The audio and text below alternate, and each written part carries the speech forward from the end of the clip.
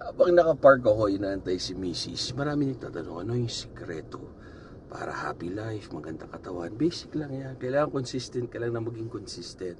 Kung pag kung ang goal mo yumaman, pagbutihin mo yung trabaho mo, di mapopromote ka na magpapromote.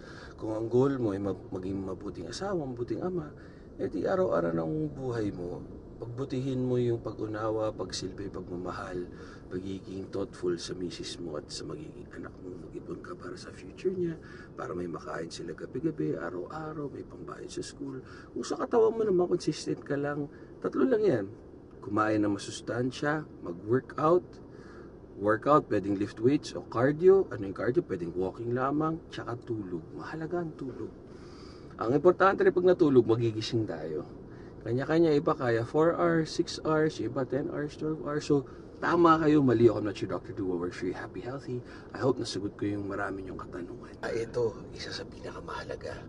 Don't compare yourself to others. Huwag may kumpara sarili mo sa katrabaho mo, kakilala mo, sa idol mo. Idolizing mo si God. Sarili mo, pagbutihin mo. Yun. Ganun lang siya kasimple. Everyday, pagising mo, dapat better version ka ng sarili mo kaysa kahapon. Kasi kung i-compare mo kay ganyan, sasabihin mo, wow, successful siya sa trabaho. Pero hindi mo naman alam, hindi siya successful sa health niya. Wala siyang love life. So, may mga sakripisyo. Yung iba, napakaraming kaibigan, wala naman love life, wala naman pera. So, may mga goal like may rule of 3, tatlo lang yung kaya mo dahil 24 hours na sa isang araw, 365 days lang.